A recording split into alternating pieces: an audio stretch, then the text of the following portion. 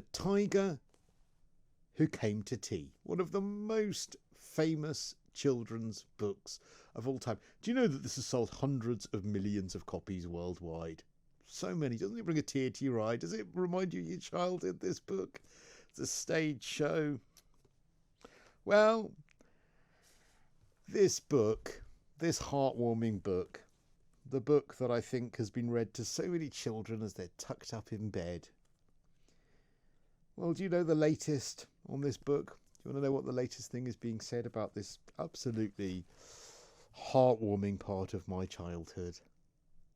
Yeah, fortunately, Tiger Who Came to Tea causes sexual harassment and rape.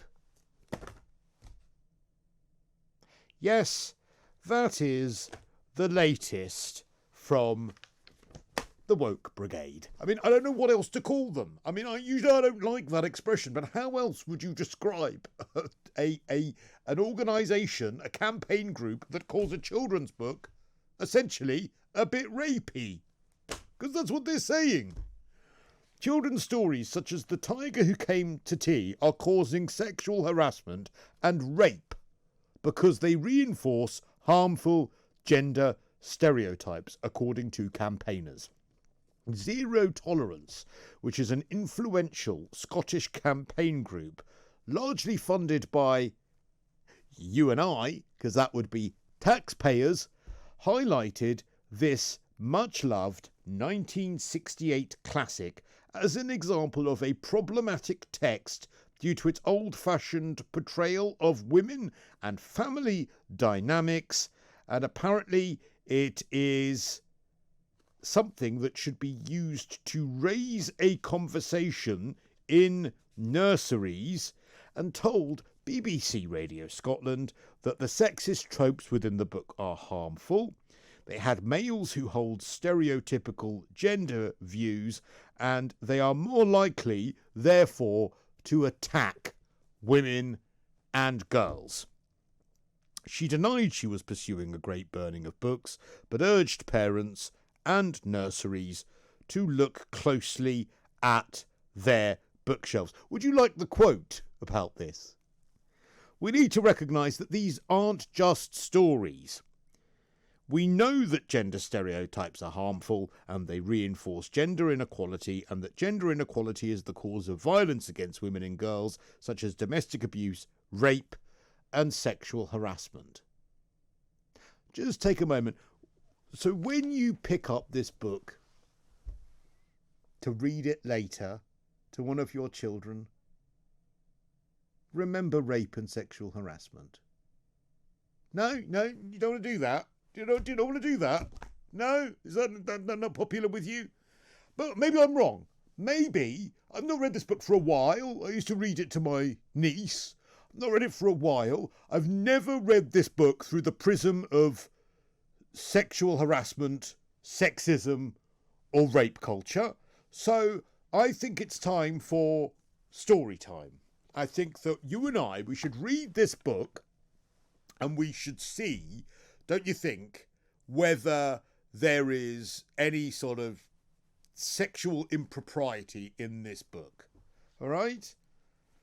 We should have a nice little bit of glockenspiel here, shouldn't we? You know, ding, ding, ding. Nice little calming bit of music. Should we dim the lights a little bit for story time?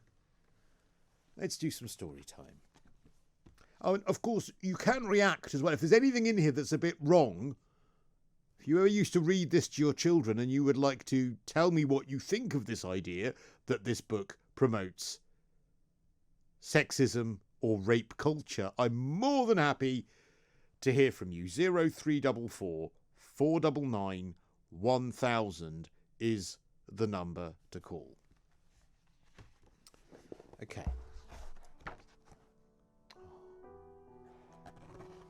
So, ladies and gentlemen, it's time for another episode of Sexist Story Time. Today, it is The Tiger Who Came to... Oh, sorry. No. 1 second. 1 second. Today, it's The Sexist Tiger Who Came to Tea. I've changed the title for you there because heaven forbid it should be anything else. Okay. Once there was a little girl called Sophie, and she was having tea with her mummy in the kitchen, and suddenly there was a ring at the door. Sophie's mummy said, "I wonder who that can be. It can't be the milkman because he came this morning. And it can't be the boy from the grocer because this isn't the day he comes. And it can't be Daddy because he's got his key. We'd better open the door and see." They opened the door and, oh, it was a rapist. No, that would be a very, very silly thing to say because that is not what is in this book. Rather stupid, don't you think? That's the problem with these people, because they actually undermine when there is a real problem here. They undermine when someone has actually been attacked or is worried about this sort of thing by making this stuff out. Sophie opened the door and there was a big furry stripy tiger.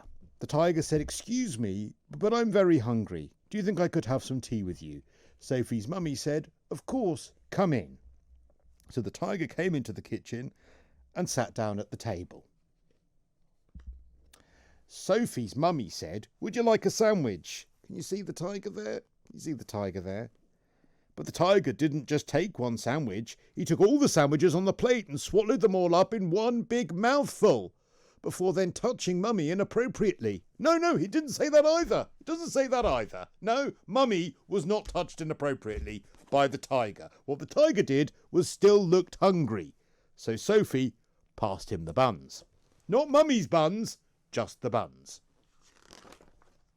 But again, the tiger didn't eat just one bun. He ate all the buns on the dish. Then he ate all the biscuits and all the cake, and there was nothing left to eat on the table. So Sophie's mummy said, "Would you like a drink?" And the tiger drank all the milk in the milk jug and all the tea in the teapot. Can you see what the naughty tiger is doing? And I'm just looking. I can't see any parts of the tiger we shouldn't be seeing. I'm just saying. Probably would be seeing that, wouldn't you? And then he looked round the kitchen to see what else he could find. He ate all the supper that was cooking in the saucepans. You see that? And all the food in the fridge. See that? All the food in the fridge. And all of the packets and tins in the cupboard. And he drank all of the milk. And all the orange juice. And all Daddy's beer. And all the water in the tap. Then he said, "Thank you for my nice tea. I think I'd better go now." And then he went. Seemingly he went without raping anyone as well, because certainly doesn't look like that's written in this book. Hold on, maybe it happens later on. Sophie's mummy said, "I don't know what to do. I've nothing for Daddy's supper. The tiger has eaten it all." So Sophie found she couldn't have her bath because the tiger had drunk all the water in the tap. And then Sophie's daddy came home. Sophie and Mummy told him what had happened and how the tiger had eaten all the food, drunk all the drink, and hadn't sexually assaulted anyone. Sophie's daddy said, "I know what we'll do. I've got a good idea. We'll put on coats and go to a cafe." So they went out in the dark and all the street lamps were lit and all the cars had their lights on and they walked down the road to a cafe. They had a lovely supper with sausage, chips, ice cream, and in the morning, Sophie and her mummy went shopping and they bought lots more things to eat. They also bought a very big tin of tiger food, just in case the tiger should come back to tea and terrorise them again as a family. But he never did, because he was off abusing other women in another household. That's not written there either. So actually, turns out, it doesn't look like he was a sexist tiger after all. I mean, is there nothing they won't come after? Is there nothing that they won't come after? Or am I right to say that this book that you just heard puts forward and promotes the most awful and hideous sexist stereotypes that actually cause rape? Can you look at this book and see rape?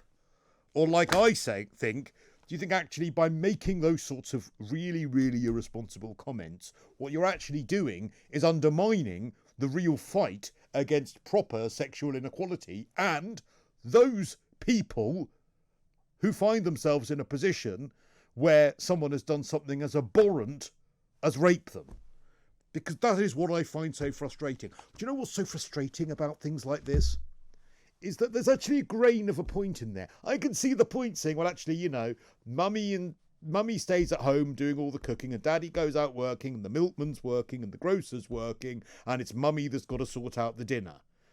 But the solution to that is not to suggest that it promotes, in the words of this person, sexual abuse, domestic abuse, rape and sexual harassment. Does the tiger sexually harass the mother in this? Does he ask for something more than her buttons? I don't think he does he?